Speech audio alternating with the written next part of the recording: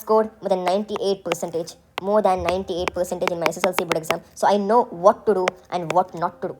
ಇಷ್ಟು ತನಕ ಏನೆಲ್ಲ ಆಯಿತು, ನೀವು ಕಲೀಲಿಲ್ಲ, ನೀವು ಟೈಮ್ ವೇಸ್ಟ್ ಮಾಡಿದ್ದೀರಾ, ಎವ್ರಿಥಿಂಗ್ ಇಸ್ ಗಾನ್. ಇನ್ನು ಅದರ ಬಗ್ಗೆ ರಿಗ್ರೆಟ್ ಮಾಡೋಕ್ಕೆ ಯಾವುದೇ ಕಾರಣ ಇಲ್ಲ. ಡಿಸ್ಟ್ರಾಕ್ಷನ್ ಆಗ್ತಿದ್ದರೆ ಇನ್ಸ್ಟಾಗ್ರಾಮ್ ಡಿಲೀಟ್ ಮಾಡಿ, ಯೂಟ್ಯೂಬ್ ಡಿಸ್ಟ್ರಾಕ್ಷನ್ ಆಗ್ತಿದ್ದರೆ ಡಿಲೀಟ್ ಮಾಡಿ, ಸ್ನ್ಯಾಪ್ಚಾಟ್ ಡಿಲೀಟ್ ಮಾಡಿ, ಗರ್ಲ್ ಫ್ರೆಂಡ್ ಬಾಯ್ ಫ್ರೆಂಡ್ ಇದ್ದರೆ ಎಲ್ಲ ಬಿಟ್ಬಿಡಿ. ನೆನಪಿಡಿ, ನಿಮ್ಮ ಎಕ್ಸಾಮ್ಸ್ ಆದಮೇಲೆ ಒಂದಿನ ರಿಸಲ್ಟ್ ಬರುತ್ತೆ. ನಿಮ್ಮ ರಿಸಲ್ಟ್ ದಿನ ಎಲ್ಲರೂ ಕಾಲ್ ಮಾಡ್ತಾರೆ. I am telling you, this happen with me also. ಎಲ್ಲರೂ ಕಾಲ್ ಮಾಡ್ತಾರೆ, ಎಷ್ಟು ಬಂತು ಮಾರ್ಕ್, ಮಗಳಿಗೆ ಎಷ್ಟು ಮಾರ್ಕ್ಸ್ ಬಂತು, ಏನಾಯಿತು, ಆಗ ರಿಲೇಟಿವ್ಸ್ ಕಾಲ್ ಮಾಡ್ತಾರೆ.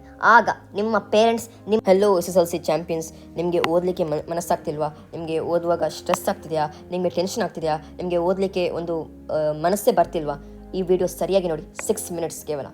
I will give you the extreme motivation ನಿಮ್ಮ SSLC ಎಕ್ಸಾಮ್ಗಾಗಿ. ಈಗ ಏನು ನಿಮಗೆ ಫೀಲ್ ಆಗ್ತಿದೆ ಅದನ್ನೆಲ್ಲ ನಿಮಗೆ ರೆಸ್ಪಾನ್ಸ್ ಕೊಡ್ತೀನಿ ನಾನು. I have scored more than 98 percentage, more than 98 percentage in my SSLC board exam. So I know what to do and what not to do. ಈಗ ಕೇವಲ 2 months ರಿಮೈನಿಂಗ್ ನಿಮ್ಮ ಬೋರ್ಡ್ ಎಕ್ಸಾಮ್ಗೆ. ಟೈಮ್ ಟೇಬಲ್ ಬಂದರೆ March 21ಗೆ ನಿಮ್ಮ board exam start ಆಗ್ತಿದೆ. So ಇನ್ನಿಂದ ಇದು real war. The war begins between you and distractions. ಇನ್ನೆಲ್ಲ ಆಯಿತು, everything is gone, everything is finished. ಇನ್ನಿಂದ ರಿಯಲ್ ಫೈಟ್. ನೀವು ನಿಮ್ಮ ಪಾಸ್ಟ್ ಬಗ್ಗೆ ರಿಗ್ರೆಟ್ ಮಾಡುವಂತಿಲ್ಲ. ಇನ್ನು ನೆಕ್ಸ್ಟ್ ನೀವೇನು ಮಾಡಬೇಕು, ಈಗ ಹೇಗೆ ಕಲಿಬೇಕು ಅದರ ಬಗ್ಗೆ ನೀವು ಥಿಂಕ್ ಮಾಡಬೇಕು. Past is gone, now is just present. ಈಗ ಏನೂ ಸ್ಟಡಿ ಮಾಡಿಲ್ಲ, ಏನೂ ಆಗಲಿಲ್ಲ, ಏನೂ ಪ್ರೋಗ್ರೆಸ್ ಆಗ್ತಿಲ್ಲ, ಟೆನ್ಷನ್ ತೆಗಿಬೇಡಿ. ನೆಕ್ಸ್ಟ್ 2 months ಗೇಮ್ ಚೇಂಜರ್ ನಿಮ್ಮದು. ಈ 2 months ನೀವು ಸರಿಯಾಗಿ ಕಲಿತ್ರೆ ಎಲ್ಲವೂ ಚೇಂಜ್ ಆಗುತ್ತೆ. ನೀವು ಟಾಪರ್ ಆಗಿ ನೀವು ಓಕೆ ಅಷ್ಟು ನಾನು ಕಲಿಯೋದಿಲ್ಲ ಅಂದರೆ ನೀವು ಆ್ಯಾವ್ರೇಜ್ ಕೂಡ ಆಗ್ಬೋದು. ಇನ್ನು ಆ್ಯಾವ್ರೇಜಿಂದ ಈ 2 months ನೀವು ಸರಿಯಾಗಿ ಫೋಕಸ್ಸಲ್ಲಿ ಎಲ್ಲ ದಿನ ಕನ್ಸಿಸ್ಟೆಂಟ್ಲಿ ಓದಿದರೆ ನೀವು ಟಾಪರ್ ಕೂಡ ಆಗ್ಬೋದು. ಐ ಆಮ್ ಟೆಲ್ಲಿಂಗ್ ಯು, ನೀವು ಟಾಪರ್ ಕೂಡ ಆಗ್ಬೋದು. ಸರಿಯಾಗಿ ಯೂಸ್ ಮಾಡಿ ಈ 2 months. ಈಗ ನೆಕ್ಸ್ಟ್ ಏನು, ಡಿಲೀಟ್ ಆಲ್ ಯೋರ್ ಡಿಸ್ಟ್ರಾಕ್ಷನ್ಸ್. ರೀಲ್ಸಲ್ಲಿ ನೀವು ಡಿಸ್ಟ್ರಾಕ್ಷನ್ ಆಗ್ತಿದ್ದರೆ ಇನ್ಸ್ಟಾಗ್ರಾಮ್ ಡಿಲೀಟ್ ಮಾಡಿ, ಯೂಟ್ಯೂಬ್ ಡಿಸ್ಟ್ರಾಕ್ಷನ್ ಆಗ್ತಿದ್ದರೆ ಡಿಲೀಟ್ ಮಾಡಿ, ಸ್ನ್ಯಾಪ್ಚಾಟ್ ಡಿಲೀಟ್ ಮಾಡಿ, ಗರ್ಲ್ ಫ್ರೆಂಡ್ ಬಾಯ್ ಫ್ರೆಂಡ್ ಇದ್ದರೆ ಎಲ್ಲ ಬಿಟ್ಬಿಡಿ. 2 months just studies, pure studies, full ಫೋಕಸಲ್ಲಿ ಕಲಿಬೇಕು ನೀವು. ಎಕ್ಸಾಮ್ ಆದಮೇಲೆ ನಾನು ಹೇಳ್ತಿದ್ದೀನಿ ನಿಮ್ಮ ಅಣ್ಣನಾಗಿ, ಎಕ್ಸಾಮ್ ಆದಮೇಲೆ 2 months ಫುಲ್ ಫ್ರೀ ಇರ್ತೀರ. ಆಗ ನೀವು ಇನ್ಸ್ಟಾಗ್ರಾಮ್, ಯೂಟ್ಯೂಬ್, ವಾಟ್ಸಪ್ ಏನೆಲ್ಲ ಮಾಡಬೇಕು ಮಾಡಿ. ಯಾಕಂದರೆ ನಿಮ್ಮ ಹತ್ರ ಫುಲ್ ಟೈಮ್ ಇರುತ್ತೆ. ಆದರೆ ಅಷ್ಟು ತನಕ ನೀವು ಈ 2 months ಸರಿಯಾಗಿ ಯೂಸ್ ಮಾಡಿ. ಇವತ್ತು ಓದಲಿಕ್ಕೆ ನೀವು ಸ್ಟಾರ್ಟ್ ಮಾಡಿದರೆ 95% ಸ್ಕೋರ್ ಮಾಡ್ಬೋದು. I am telling you as your elder brother, as your senior. ಯಾಕಂದರೆ ನಾನು ನನ್ನ ಫ್ರೆಂಡ್ಸನ್ನು ನೋಡಿದ್ದೇನೆ. I have seen my friends. ಅವರು ಇಡೀ ವರ್ಷ ಏನೂ ಓದಲಿಲ್ಲ, ಪೂರ್ತಿ ಅವರು ಓದ್ತಾನೆ ಇರಲಿಲ್ಲ, ಅದರ ಪೊಟೆನ್ಷಿಯಲ್ ಇತ್ತು. ಬಟ್ ವೆನ್ ಲಾಸ್ಟ್ 2 monthsಲ್ಲಿ ನನ್ನೊಬ್ಬ ಫ್ರೆಂಡ್ ಇದ್ದ, ಹಿ ಸ್ಟಡಿಡ್ ಲೈಕ್ ಎನಿಥಿಂಗ್. ಅವನು ಎಲ್ಲ ದಿನ ಬೆಳಗ್ಗೆದ್ದು ಓದ್ತಿದ್ದ, ಸರಿಯಾಗಿ ಓದಿದ್ದ. Last he manage to score 97%. I am telling you, this is not our fake story, this is a real story. If you start now, you can score good marks, you can score a great percentage. ಯಾಕೆ ನಾನು ಓದಬೇಕು? ಕೆಲವು ನಿಮ್ಮ ಹತ್ರ ಮೈಂಡಲ್ಲಿ ಬರ್ತಿರ್ಬೋದು, ಯಾಕೆ ಓದಬೇಕು, 10th ಅಲ್ವಾ, ಯಾಕೆ ಸ್ಟ್ರೆಸ್ ತೆಗಿಬೇಕು. ದೆನ್ ನೀವು ನಿಮಗೆ ಓದ್ತಿಲ್ಲದಿದ್ದರೆ ಓದಬೇಡಿ, ನಿಮ್ಮ ಪೇರೆಂಟ್ಸ್ ಸ್ಯಾಕ್ರಿಫೈಸ್ಗೆ ಓದಿ. ಅವರು ಮಾಡ್ತಿರೋ ಸ್ಯಾಕ್ರಿಫೈಸಸ್, ಅವರಿಗೆ ನಿಮ್ಮ ಮೇಲಿರುವ ಎಕ್ಸ್ಪೆಕ್ಟೇಷನ್ಸ್, ಅದಕ್ಕಾಗಿ ಅದು ಓದಿ. ಯಾಕಂದರೆ ನೆನಪಿಡಿ, ನಿಮ್ಮ ಎಕ್ಸಾಮ್ಸ್ ಆದಮೇಲೆ ಒಂದಿನ ರಿಸಲ್ಟ್ ಬರುತ್ತೆ. ನಿಮ್ಮ ರಿಸಲ್ಟ್ ದಿನ ಎಲ್ಲರೂ ಕಾಲ್ ಮಾಡ್ತಾರೆ. I am telling you, this happen with me also. ಎಲ್ಲರೂ ಕಾಲ್ ಮಾಡ್ತಾರೆ, ಎಷ್ಟು ಬಂತು ಮಾರ್ಕ್, ಮಗಳಿಗೆ ಎಷ್ಟು ಮಾರ್ಕ್ಸ್ ಬಂತು, ಏನಾಯಿತು, ಆಗ ರಿಲೇಟಿವ್ಸ್ ಕಾಲ್ ಮಾಡ್ತಾರೆ. ಆಗ ನಿಮ್ಮ ಪೇರೆಂಟ್ಸ್ ನಿಮ್ಮ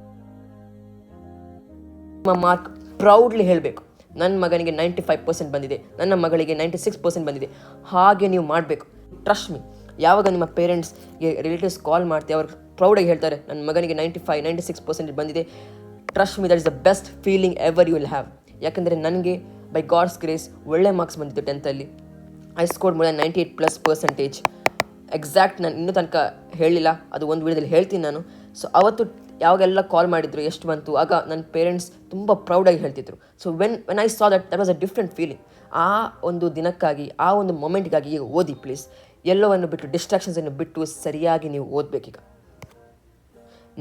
ಈಗ ನೀವು ಪ್ರಿಪ್ರೇಷನ್ ಮಾಡ್ತಿದ್ದೀರಾ. ಇಷ್ಟು ತನಕ ನಾನು ಹೇಳಿದ್ದು ಯಾರಿಗಂದರೆ ಪ್ರಿಪ್ರೇಷನ್ ಮಾಡ್ತಿಲ್ಲ, ಮನಸ್ಸಾಗ್ತಿಲ್ಲ, ಓದಲಿಕ್ಕೆ ಮನಸ್ಸಾಗ್ತಿಲ್ಲ, ಟೆನ್ಷನ್ ಆಗುತ್ತಿದೆ ಅದು ಅವರಿಗೆ.